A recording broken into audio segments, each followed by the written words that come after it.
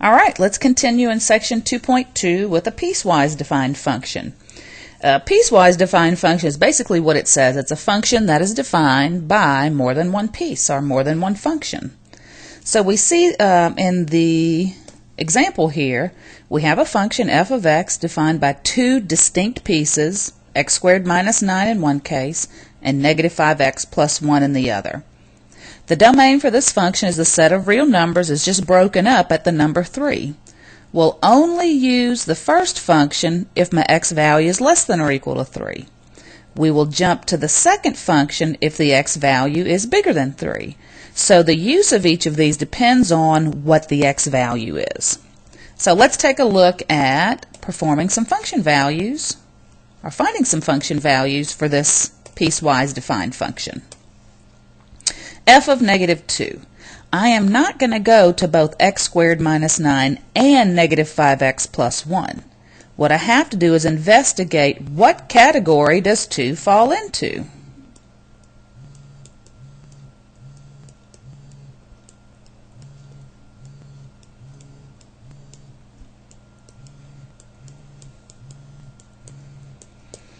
Does the negative 2, does the negative 2 fall in the category of x less than or equal to 3, or does it fall in the category where x is greater than 3? Because remember, 2 is your x value. So where does this x belong? First category or second category? Well, from what I know, the value of negative 2 is a number that is certainly less than or equal to negative 3. So since negative 2 falls in this category, this is the function we're going to use. So it's not going to both of them, it's just going to the one that satisfies the x, where the x value satisfies that condition. So let's go ahead and plug it in.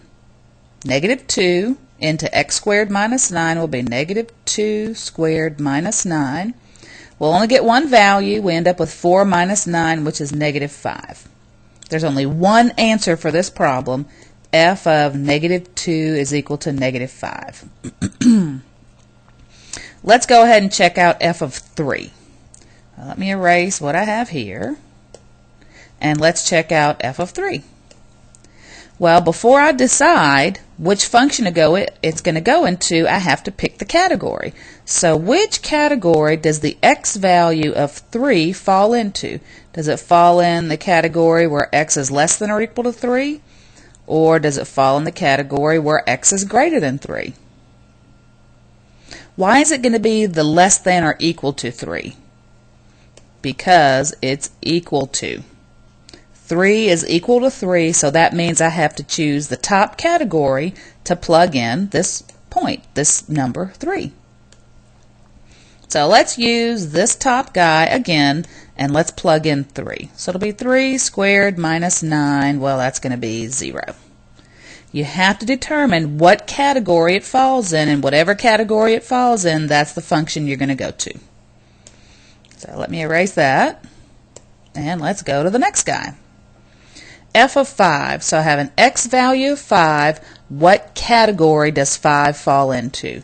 Is it less than or equal to 3, or is it greater than 3?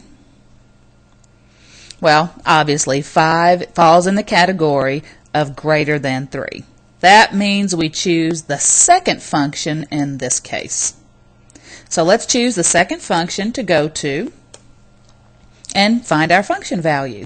So for f of 5, it'll be negative 5 times 5 plus 1. Let's go ahead and do the arithmetic there. Negative 25 plus 1 is negative 24. So f of 5 has a single value of negative 24. Let me check my arithmetic. Negative 25 plus 1, yeah. At any point in time, I do have the capability of making arithmetic mistakes. So if you see those on here, you may just want to email me and say, hey, you made a mistake. And I'll try to correct that. Finally, f of the square root of 2. Let's go ahead and find out what category does this x value fall into. Let's see, square root of 2. Well, square root of 2 is approximately 1 point something. where would the value of 1 point something fall? Is it a number less than 3 or a number greater than 3? Well, again, that's an obvious question. The number 1 point something is a number that is less than 3, which means we've got to pull this guy back out. So to calculate f of the square root of 2, we have to go to the first function, which is the x squared minus 9, and let's go ahead and plug that in.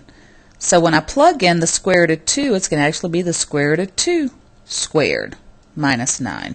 And the reason I threw this one in is so you'll realize what happens when you square a square root. Remember, those two operations undo each other, so the square root cancels, and I'm left with 2 minus 9, which is a negative 7. So piecewise defined functions. Not too bad, but you've got to target the right function that you need to plug your value into. And it all depends on what category your x value falls into. Let's look at intervals of increase, decrease, or constant. So here I've given you sort of a definition or how we're going to go about it. To determine the intervals of increase, decrease, or constant for a function, we will travel left to right along the domain. So we're only looking at domain values only.